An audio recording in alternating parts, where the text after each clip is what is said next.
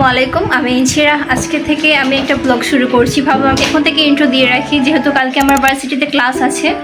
তো আবার আমি একটা ডেইলি ব্লগ শেয়ার করবো। কলেজের জন্য কিভাবে রেডি হবো, কিভাবে সব কিছু গোছাবো, সেটা আমি আমার ব্লগে অ্যাড করে দেবো। আমি প্রতিদিন রাতেই পরের দিন কী করবো সেটা একটা লিস্ট বানিয়ে রাখি। তো সেম কাজটাই আমি আবার করছি। আজকে সেপ্টেম্বরের 1 তারিখ, অর্থাৎ আমার বার্থ মান্থ শুরু হয়ে গেছে।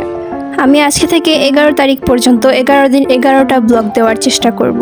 অবশ্যই সবাই আমার পাশে থাকবেন এবং সাপোর্ট করবেন। আমার ব্যাগ গোছানো হয়ে গিয়েছে এবং ইউনিফর্মগুলো আমি বের করে রাখছি পরের দিন সকালে পরার জন্য। আজকে ফার্স্ট টাইম আমি আমার ইউনিফর্ম পরেছি। যেহেতু আমি নতুন ভর্তি হয়েছি, তাই আমার ইউনিফর্ম বানাতে একটু লেট হয়ে গিয়েছিল। তো আমি আজকে আমার বাবার সাথেই কলেজে যাচ্ছি।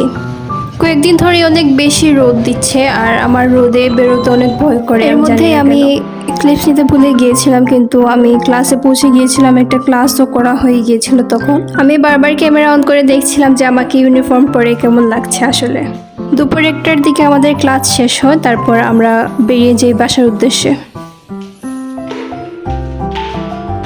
সবচেয়ে কষ্টকর ব্যাপারে লাগে আমরা ক্লাস চারতলা ডেইলি বাইয়া ওটা ডেইলি বাইয়া নামা লাগে। আরেকটা ইনফরমেশন দিতে বলে গিয়েছিলাম যে আমি এই 11 দিন যে ব্লগগুলো আপলোড দিব সেগুলো বিকাল 3টায় আপলোড করা হবে। আর আমার বার্থডে যেহেতু 11 তারিখ, তাই সবাই আমাকে উইশ করতে ভুলো না। আমার কিছু বই কেনা বাকি রয়ে গিয়েছিল, তাই আমি আমার বাবার সাথে আবারও রাজা ম্যানশনে যাই বই কেনার জন্য।